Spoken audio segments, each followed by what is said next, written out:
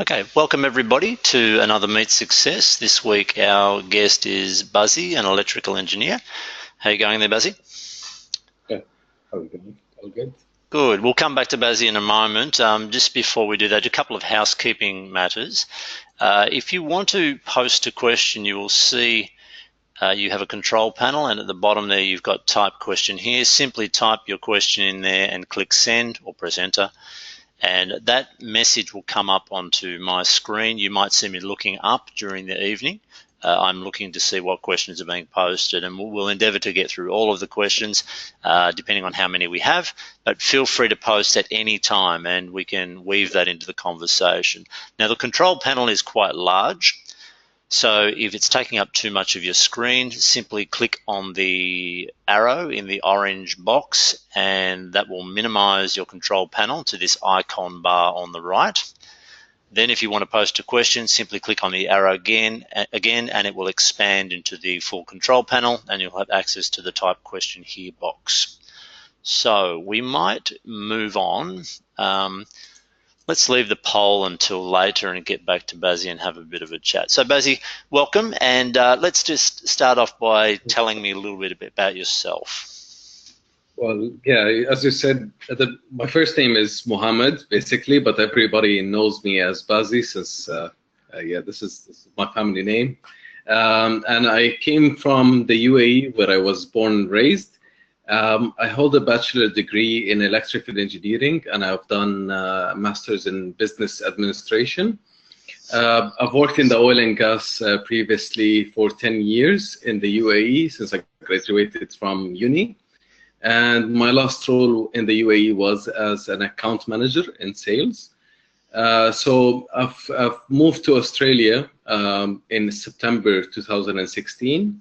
And yeah, I've started working as a sales engineer in automation industry a few months ago. And it's kind of, it's a good start. And this is basically myself right now. Excellent. Excellent. So we've got a few questions coming in. Hi, Ali Habib from Saudi Arabia. I'm an electrical engineer with 6 years of experience in grid station construction. Okay, great. Thank you for that, Ali Habib. If you want to post a question, please just do so and we'll ask them as the evening goes through. All right, so what about the last part here? You arrived in Australia. How did you find your job, Bazzi?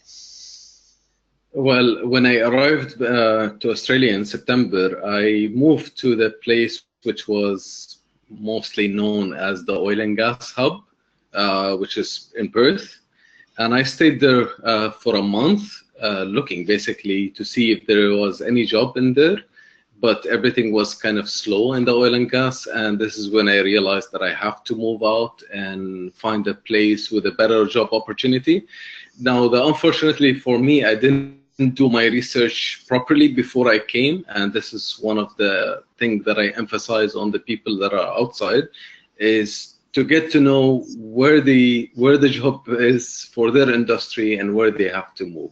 So I've researched while I was in Perth, and I found that Melbourne was a proper place to kind of look for a job, especially coming from an electrical engineering and electronics background where I graduated, and plus I have the sales experience, so I had to find a common ground in there.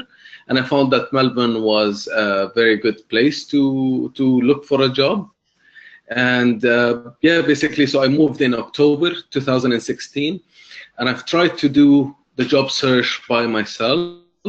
And it took me for 3 months to look at, but I've tried everything, and I can say everything as in really everything, until I found on basically looking through the internet, and I found that there is OBP Australia that could help, and I found that this is the best thing that could help me in my job search. And yeah, lucky that I found you, Terry. And basically, I've done exactly what you've asked me to. And yeah, this is what I've I ended up doing a work placement, and the company that I worked with absorbed me at the end. Okay, great. So just take us through a little bit of that. You said you did a work placement. Why did you decide to go down this path? I mean, some people only choose to apply for jobs, but you decided to do a placement first. What was the benefit of that? Well, one of the main things, since I was looking for quite some time to find a job, direct employment, the thing is, I had a couple of interviews before, and one of the main things that was mentioned is I don't have the local experience, and the only way was to overcome this obstacle or a hurdle, I would say, is to actually get the local experience. And this is what I tried to search on, how to find how to overcome this. And yeah, and I was able to find your service, and basically when I signed up and I got accepted into do the work placement, that actually opened the door into getting an employment at the end. So we hear this a lot, no local experience, sorry. Now that Yeah. you have the local experience, you've been through the placement and you're working in proper paid employment, what does that mean? What is local experience, and what are they talking about when they say you need it? Well, the employer at the end, when he looks at your resume and you see that you have the experience outside, basically they are not exposed to how the work environment is out there in your country. So in order for them to hire you, they don't have the confidence on whether you will be a perfect fit, whether the work environment that you were in or the way that you were working is the same as us or different. So it's a lot of chance taking that no employer would be willing to take that risk. And if they do, then they're basically their decision will be on the line, and they will be questioned if it wasn't a perfect fit. So a lot of people I've noticed here that they don't want to take the risk. Definitely, they want to make sure that you are a fit, you can fit in that environment, and you can work as expected. So in order to give that confidence to the employer is by showing that you've actually can work here and can adapt to different culture or different kind of personal backgrounds. So you think it's more about cultural influence, cultural difference, personal interaction than technical issues. Is that right? Exactly. Exactly. The technical kind of definitely at the end and during the interview, you can find out how technical you are or how good you are. But the thing is that you cannot take out of an interview is whether you can fit in that in their work environment or not. And the only way to overcome this is doing definitely a work placement. And I strongly agree that this was a very important step for me to have an employment, and without it, I think I would be still looking for a job right now.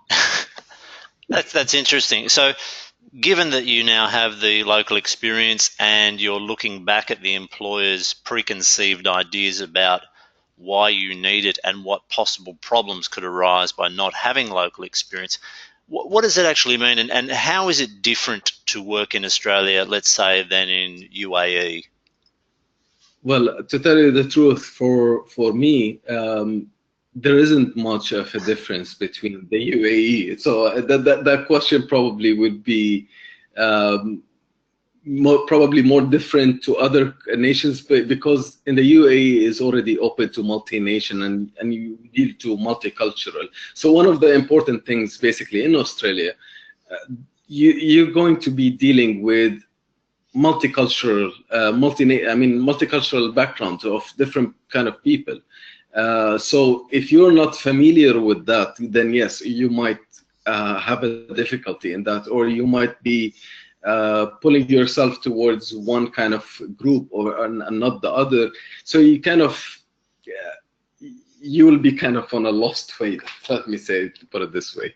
Yeah, were you able to try to explain that you've come from, an environment that was largely expatriate and multicultural, and that really there wasn't a lot of difference in the work culture? Were you able to explain that to employers at interviews, or wouldn't they understand?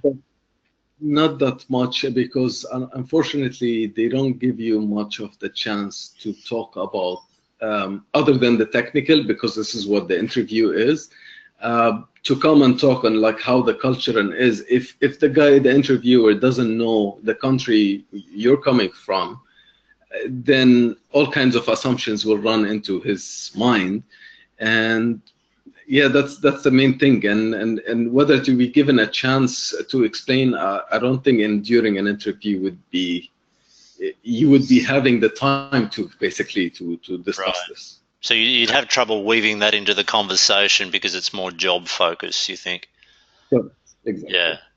Which is unfortunate, because if that's a decision not to employ you, then surely it should be discussed at some point. True, but I mean, during the two interviews that I had, it's just because of the technical background and everything was kind of solid. So they were kind of interested, but the only thing that kind of backed them out is, can this guy fit in the environment that we have? That question. There are others also in line, the same thing, that have the local experience. They would prefer to take someone that already had the experience here, and then it gives them a stronger application than mine, basically.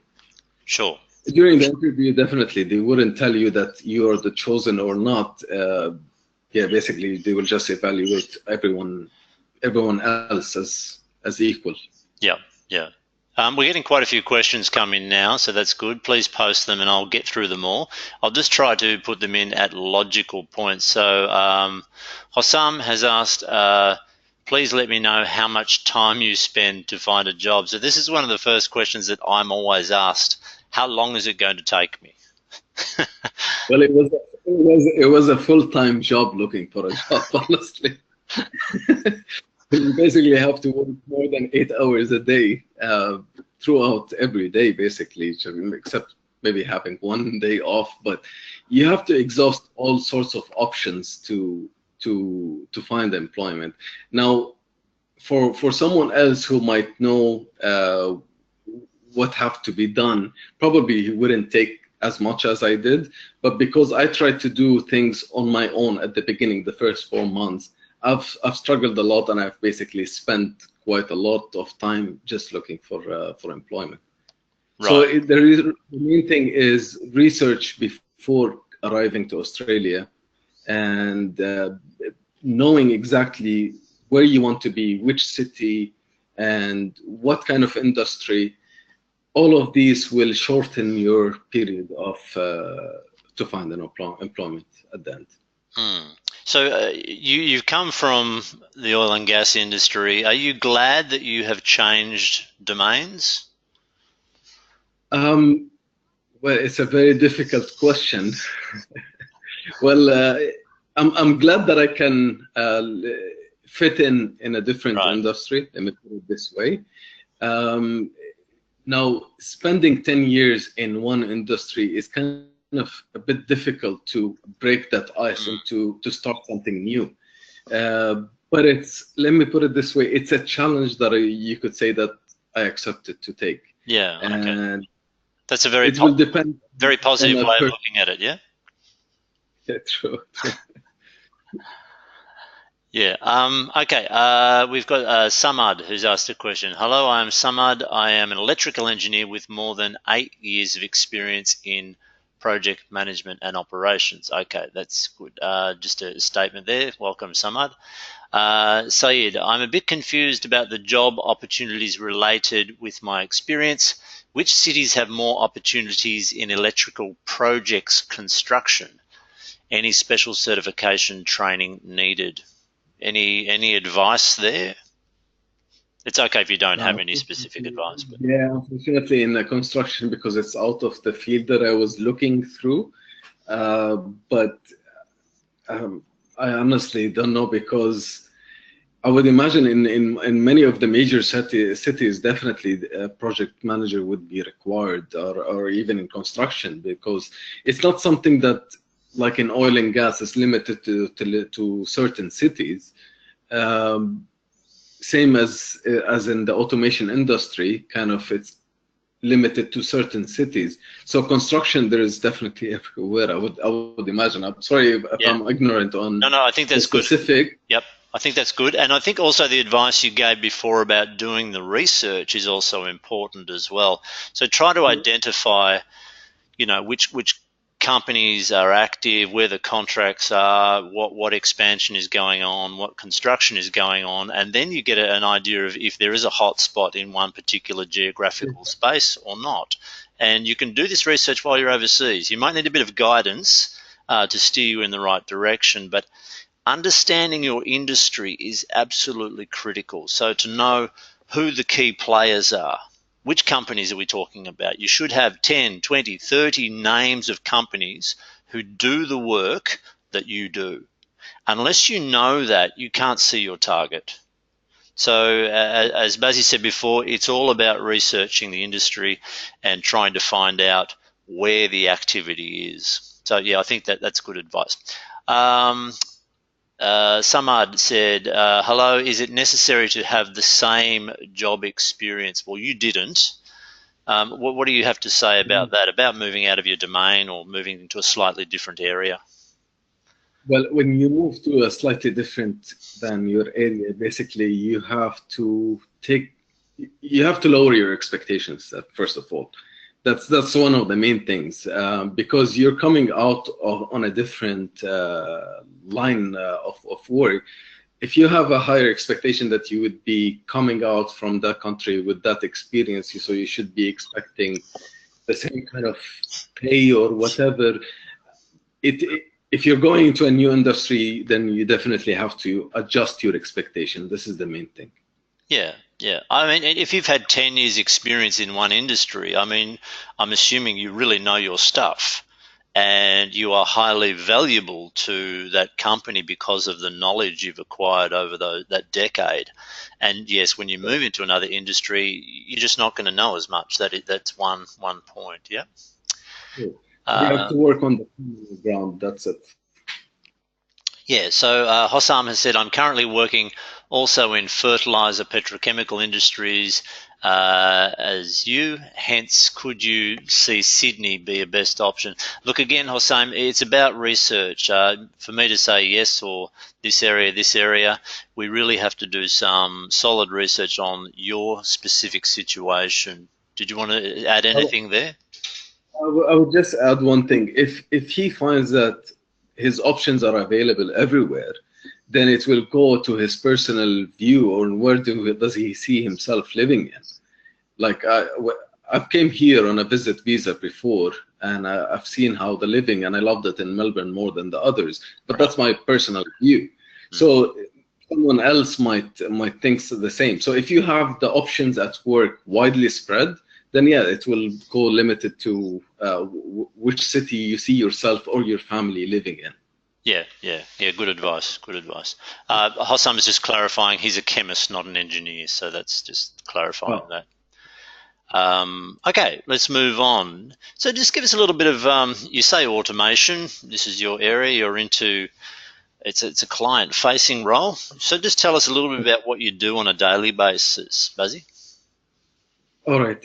So basically, the main thing is, as the title implies, is basically looking for customers and understanding their needs and their wants, basically to find a perfect fit of or a perfect solution for them. And that's how sales works in general, basically. The only common thing that I had, because I had the experience definitely from back in university on the electronics, on the automation part, there was the gap of the 10 years. So basically, I'm updating myself, especially with this 10 years. A lot of things happened, a lot of upgrades. But the main thing is in towards sales is quite common. We basically have to meet as many customers as we can.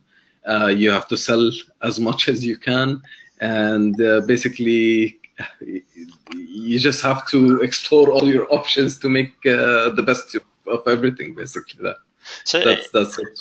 that sounds challenging, um, but also I suggest motivating when you do make a sale or you get a new customer or you get a lead. This must be all very positive. Correct. Yes, and especially the team that you will be with. I was lucky enough to have a very supportive, very excellent team. Honestly, that if something happens in or a struggle or even an accomplishment, you get a straight reward. Honestly, and I haven't seen similar previously because they will always expect you, this is what you're paid for and so on, but it's not the culture that I see here. It's more supportive rather than others. So yeah, it just which is very good to see. So I was lucky, and I'm hoping others would be also the same, to be lucky to have a very good, excellent team, basically. Sure, that's great. It sounds like a nice environment to be in. You know like to go to work every day. It must be good. Exactly. True. Yeah. Okay. So you've already touched on doing your research before you get here. Is there any other advice that you would give to someone trying to break into their profession? Could be engineering, could be anything. Well, the main things, as I mentioned before, is they have to get the local experience, basically, to have to have the breakthrough into to entering into the Australian market. This is one of the things that they have to really consider. And the second point is they have to adjust the expectations. This is one important thing. If you already adjusted yourself, you'd be happy with what you'll be getting. In terms of profession, title, pay, living standards, and the location, you have to know all of these, or you have to adjust your mind to where you have to settle in.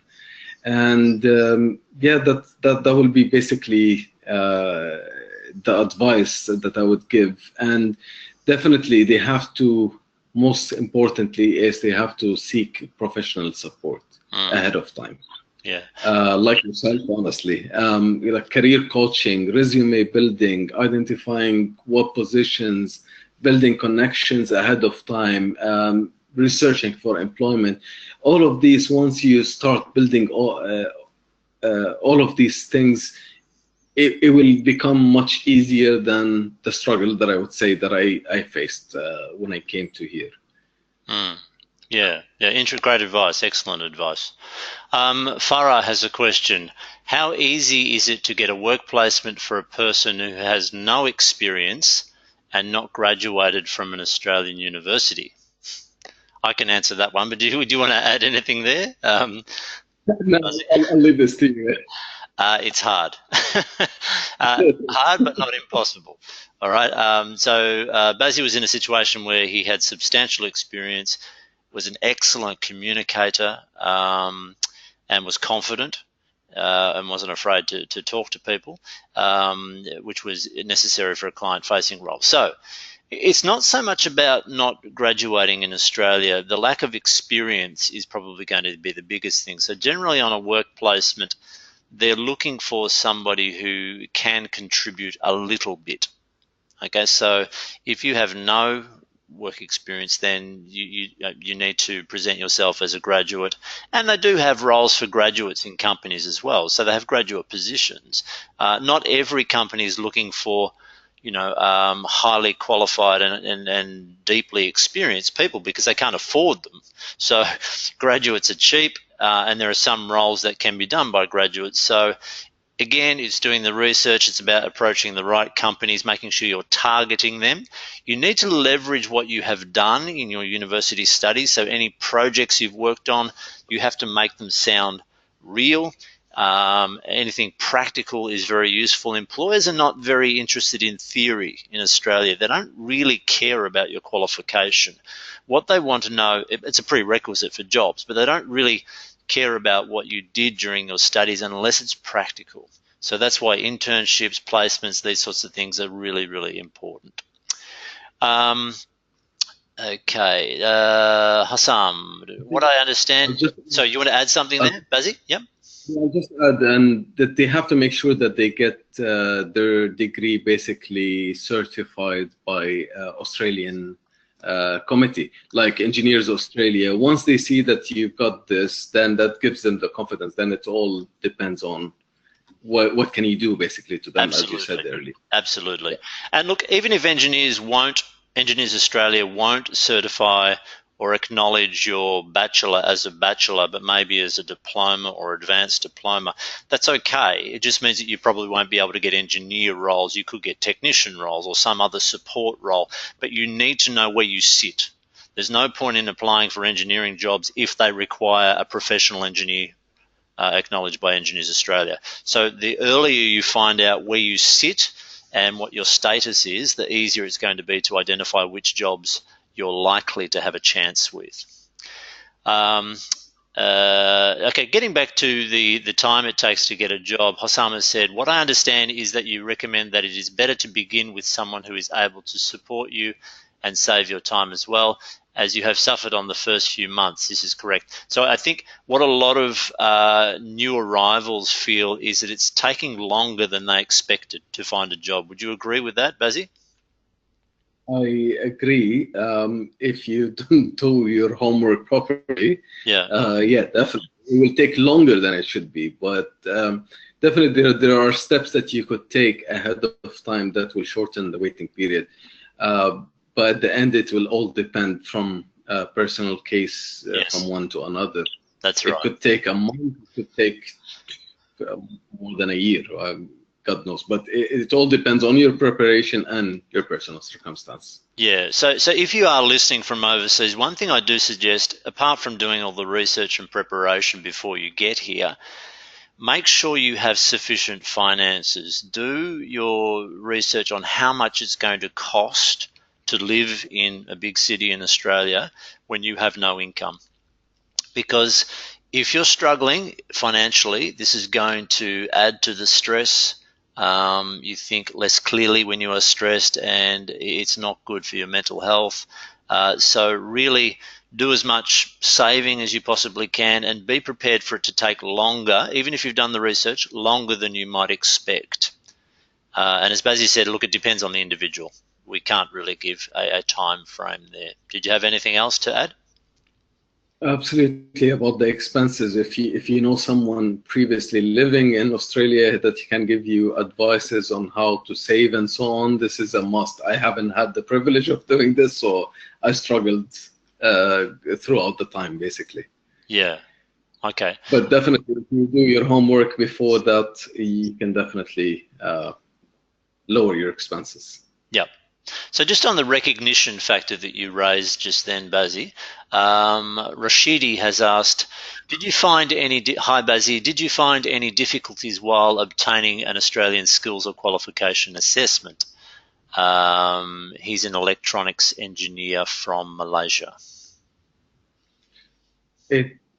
It wasn't very difficult because I've applied it actually. I've done it back in 2013. I'm an electrical engineer, but with electronics subjects, and even first year of an experience as an electronics. And I was granted as an electronics engineer from Engineers Australia then, because they saw my qualifications in electronics were stronger than electrical.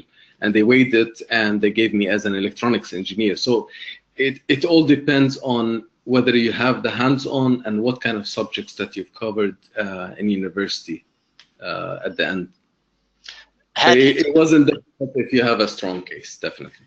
Yeah. How difficult did you find that process of getting together all the paperwork for your application? It took a while. It takes time because you have to write every single thing. You have to explain It was like essays. I remember it, and competency assessment. It's just a lengthy process. It's not difficult. Right. It's just it Takes time. Yeah. yeah. Hossam has asked again, before I settle down in Australia, what do I have to do in relation to certification according to local requirements? So, Hossam, if you're coming on board with me, which I expect you are, we've had a conversation before, let's get all that sorted. Sometimes it's cheaper to do a certification overseas than here. So I know a lot of people who do PMP, for example. Um, and Saeed has asked whether that's useful in Australia, and it definitely is. A lot of people do that before they get here just because it's cheaper. Do you have any comments about certification? No, you would know better on me, but because I haven't used any kind of this because I only got electrical engineering and that was Yeah. good enough for me Yeah. to do that. Yeah, and Rashidi has said, thanks, Bazzi, smiley face. Well done. Okay, let's move on to the next one. So you said you didn't do a lot of research on industry, but what did you know about Australia? You must have known something to choose to come here. Well, one important thing, I've met Australian people in the UAE, and they're very nice people. They're very nice people. That was one of the things, and they were telling me a lot of about the weather and the nature that they have. Okay. So that's definitely more appealing than the other option that I had, which was Canada, definitely, which is 8 months of the year freezing. So. It's good if you like skiing, maybe. That's about all, huh? Yeah, well, you have to stay indoors most of the time then. Yes. And you talked a little bit about the city. You chose Perth initially because of the oil and gas industry, correct? Correct, yes. But before I settled in, I actually came here and visited twice. Okay. And I visited all the major cities except the North Territory. But I visited the major cities and I found that um, I liked Melbourne and Brisbane the best among all others. But when I moved in, I moved to Perth just because of basically to find employment within the oil and gas that I thought that I can. But yeah, it all went not in plan, but yeah, it's interesting. A lot of people choose Melbourne because even though it is a big city, it doesn't feel too overwhelming. Maybe what was the issue with Sydney? Why did you pick, say, Melbourne over Sydney? well, Sydney was, as you said, is more overwhelming than here, and it's a bit more expensive, slightly more expensive than here. Mm. Especially if you think about in the long term, if you're gonna buy a housing, it's almost like double than here. So Yeah, I don't know how you feel about Sydney, but it's slightly larger than Melbourne, but it feels a lot bigger. I don't know why. Maybe it's the topography or something about the city. It just feels huge. Would you agree? Look, um, some other people might like it more than me, honestly, but I didn't. I just didn't feel that this is the place that I wanted to stay. But what's the reason? Uh, it's probably overwhelming. I don't know. It's probably fast paced more than in Melbourne. Mm. It's Although this is kind of similar to what's in Dubai, but I mean Dubai and Sydney, I didn't see much of a difference. But it's my personal preference was kind of Melbourne, which is kind of more neutral, I would say, okay. rather than. Yeah, yeah. I mean, Sydney's quite a beautiful city. The harbour is spectacular, I guess, but to live there, it is substantially more expensive. So I'm not sure if you're aware or not, but the AFL footballers, those who live in Sydney, actually get more money for a living allowance. So there is a salary cap, and each player who plays for the Sydney Swans is given extra living allowance because of the cost. You'll be prepared to get stuck in traffic for a longer time if you work Yeah, there. true, true. Well, the traffic here is the same, but I mean, it's worse in Sydney. Yeah. We've already touched on this before you came. You did your research. Probably could have done more. Can we go back to your first week or maybe first few weeks in Australia? How did you feel? It must be very confusing. Correct. Look, I'm an adventurous person in my personality, so I embraced the challenge and into that, and I got to adapt the changes quickly. Now, for others that haven't been traveling quite a lot, so it might feel overwhelming, or uh, you will be a bit lost, I would say. Uh, but if you done your research ahead of time, or if you know already someone who's been living here previously and can give you the advices, which I haven't got, it's very helpful. It's really, really helpful. It can save you a lot of hassle and money and a lot of stress. So basically, again, I really emphasize on this: researching ahead of time or finding someone that's been living here that can direct you into things.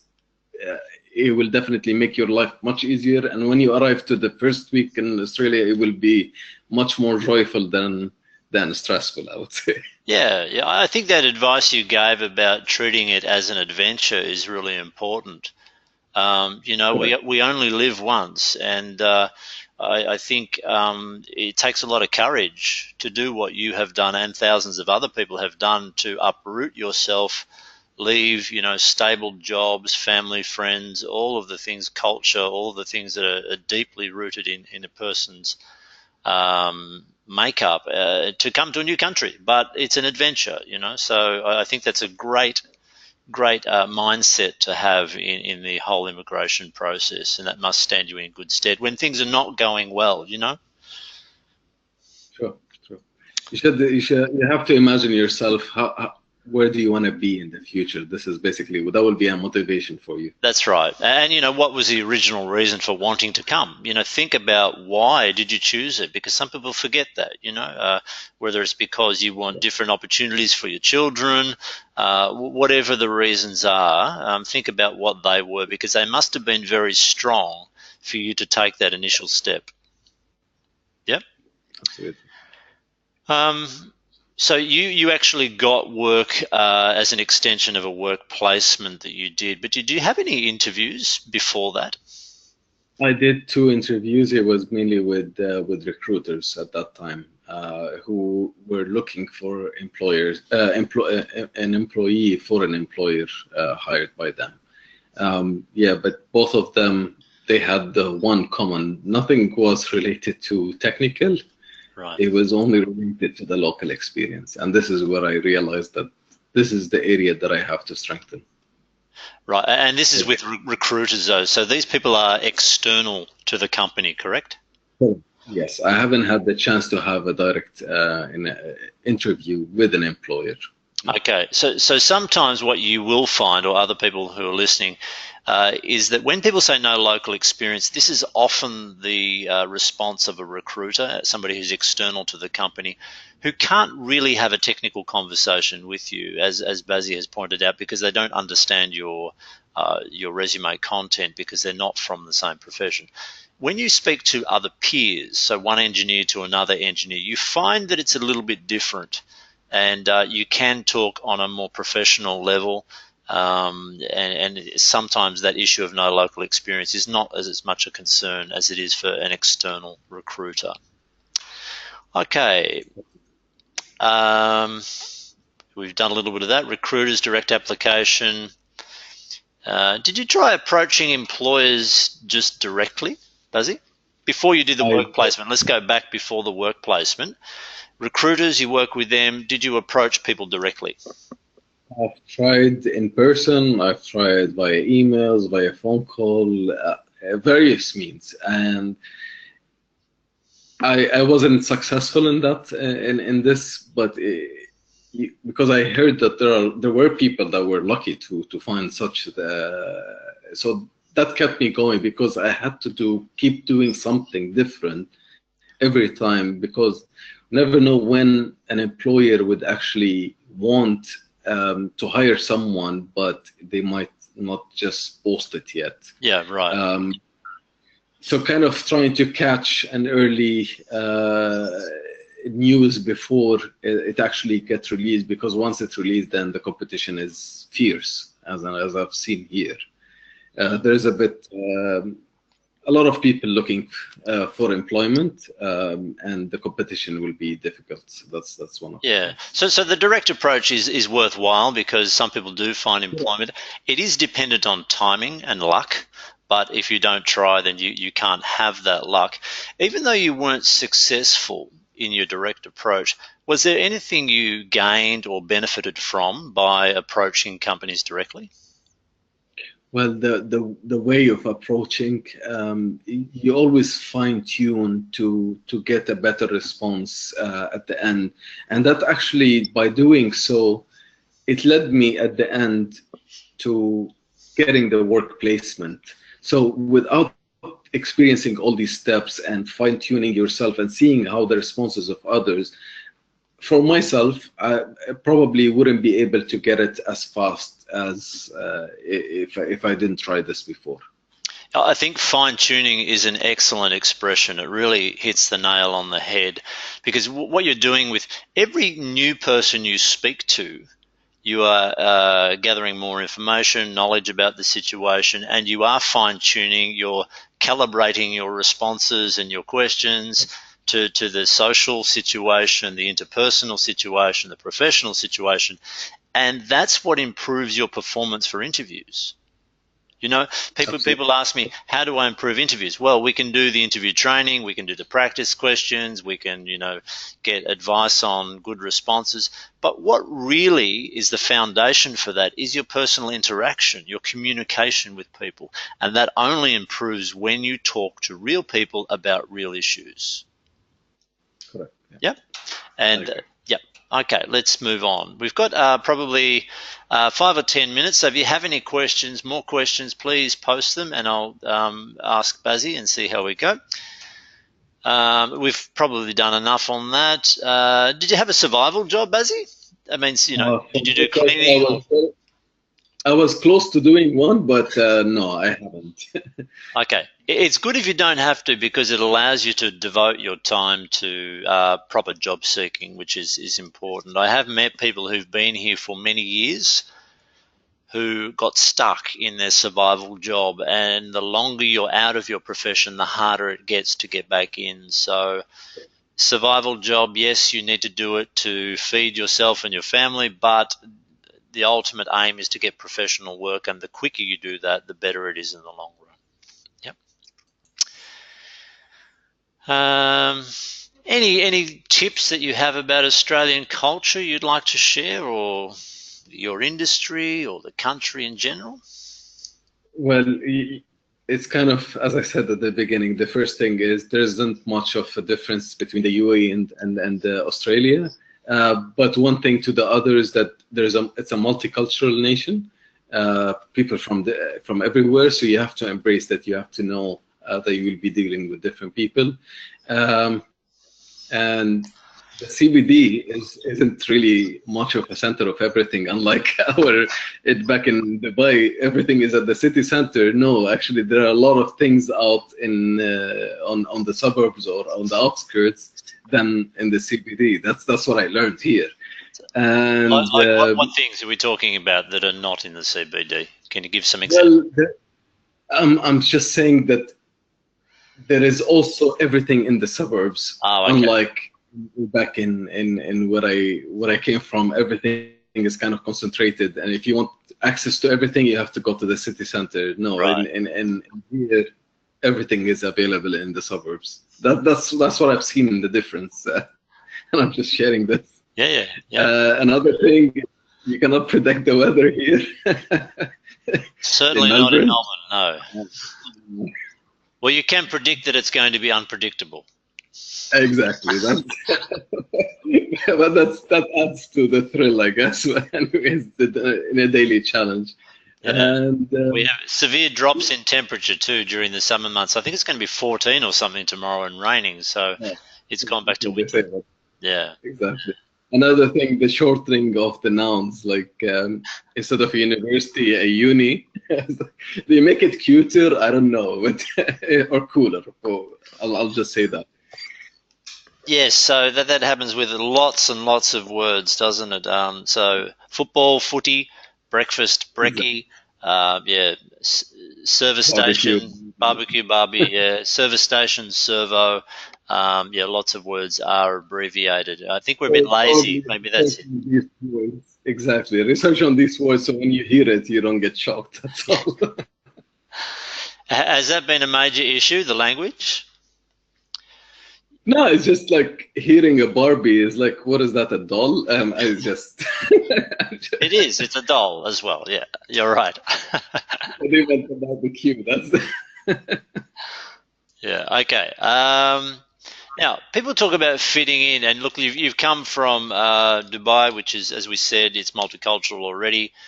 Um, are you feeling like you're starting to fit in, or do you not yet? Or how long do you think this will take? How are you feeling about fitting in?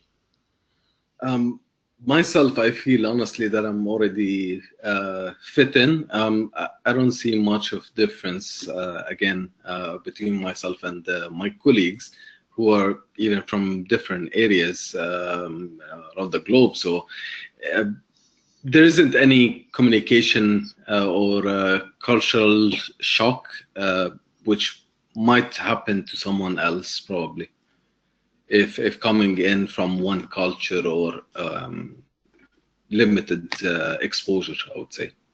Yeah, I think that's really important. The whole multicultural aspect is important, and people do experience culture shock. Not so much from the Middle East, but other parts of the world, there is some of that. Yes. Have you had any funny experiences? Well, there was a time that I visited a customer site and I was asked by a security person, "Where are you from?" And I immediately answered, "I'm from Lebanon." And the guy was like shocked by my answer because this is kind of a common question, "Where are you from?" Meaning that's which country or background you're from. So unless he didn't say, unless he says what's your background or what's your origin background, then that doesn't mean. What he really meant is which company you came from. So that was kind of funny. Ah, interesting. Okay, that is a funny one. Yeah, quite a common So one. people don't ask basically where you from because they actually don't care where you come from. Honestly, at the end, it all matters about who you are and how you are. Basically, it doesn't matter where you're from. That's right. And That's for me. yeah, Australia is a country of migrants. So everybody who is here, except for maybe the indigenous people who also, we suspect came from other parts of the world thousands and thousands of years ago. So it's a land of migrants, and yeah, generally that's the the experience you'll have. So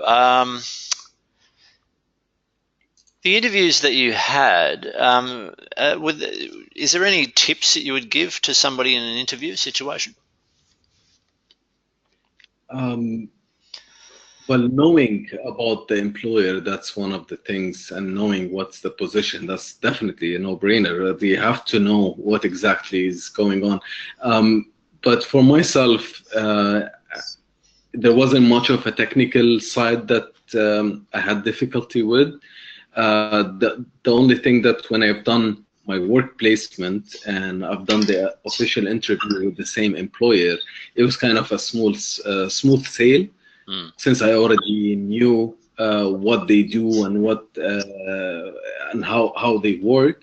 So it was kind of easy, and that's one of the main things that helped me out in my job search. Yeah. You say the knowledge of the employer is a no-brainer, but I tell you, there are people who go to interviews who have no knowledge of the employer, and not you. I'm just saying that, Yeah, yeah, I understand. Yeah, it's and often different. often it's people who have extensive experience, and they arrive at a company with 20 years experience and just want to tell the employer about their glorious career, and they're expecting the employer to be impressed, whereas that may not be the case. They actually want to know if you can do the job they have available, not everything about what you've done. So the advice on do your research on the employer, get knowledge of what they do, what their business is about, is really, really good advice. Okay, maybe we'll have one or two more questions. If anybody has one, let's speak up now because you won't get a chance after this. Um, we've gone past that, I think. What do your colleagues talk about at work? It's if it's not work, it's gonna be general life or footy, definitely. That's one of the main things that we always talk about, and I love it. Great, fantastic. And we were talking about footy at the start of this, and we've just finished the football season. The AFL Grand Final has just been on. For those of you who live in the southern states, it's probably more popular than anywhere else. Um, you don't have to know a lot about the game. All you have to know, all you have to do is be prepared to take part in the conversation.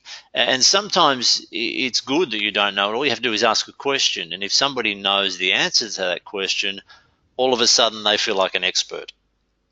And Correct. who has made them Tested. feel like an expert? You, because you've asked that question. So then they feel good about you. So it's just important to get involved in the conversation and yeah, just learn. And we talk about the importance of footy and other things at work. When people don't have a job, I don't think they realise the importance of this. They're so focused on getting a job. They're not concerned about what's going to happen afterwards.